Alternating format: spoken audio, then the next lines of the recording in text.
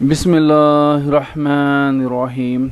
अस्सलामुअलैकुम नाज़रीन, सब तारीफ़ें अल्लाह ताला के लिए जो इस जहान का खालिक, मालिक और परवरदिगार है, और लाखों करोड़ों अरबों खरबों दरूद और सलाम अल्लाह ताला के आखिरी नबी हज़रत मोहम्मद मुस्तफ़ा अहमद मुजतबा सल्लल्लाहु ताला अलैहि वसल्लम पर और आप सल्लल्लाहु ताला अलैहि वसल्लम की आल पर।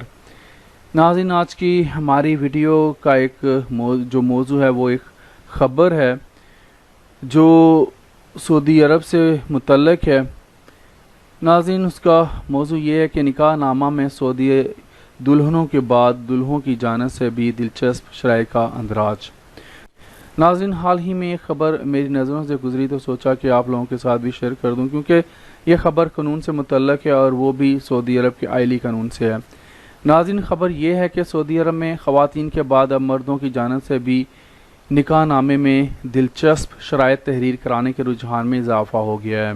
बैनुल-अक़वामी वेबसाइट सबक वेब के मुताबिक सऊदी अरब में कुछ अरसा पहले तक ख़वातीन निकाह नामे में मनपसंद शराइत तहरीर करा सकती थीं। मसलन ये कि शादी के बाद तलीम जारी रखने पर कोई पाबंदी नहीं होगी, मुलाजमत से नहीं रोका जाएगा, सौतन नहीं लाई जाएगी, मुलाजमा का इंतज़ाम करना होगा, वगैरह वगैरह। ताहम अब दुल्हनों की देखा देखी दुल्हों ने भी निकाह नामे में शराइत पेश करना शुरू कर दी हैं। सऊदी वकील अहमद ईमान ने दुल्हों के हवाले से कानूनी मौक़िफ़ पेश करते हुए कहा है कि अगर शोहर चाहे तो वो भी निकाह नामे में अपनी पसंद की शर्तें डाल सकता है। मसलन वो ये शर्त लगा सकता है कि बीवी उसकी मर्ज़ी के बगैर सफ़र नहीं कर सकती। वो ये शर्त भी आयद कर सकता है कि बीवी किसी भी किस्म की एप्लीकेशन इस्तेमाल नहीं कर सकेगी। तो नाज़रीन, आज के लिए इतना ही, मुझे इजाज़त दीजिए। ज़िंदा रहा तो आपसे फिर इंशाअल्लाह अगली वीडियोज़ में मुलाकात होगी। अल्लाह हाफ़िज़।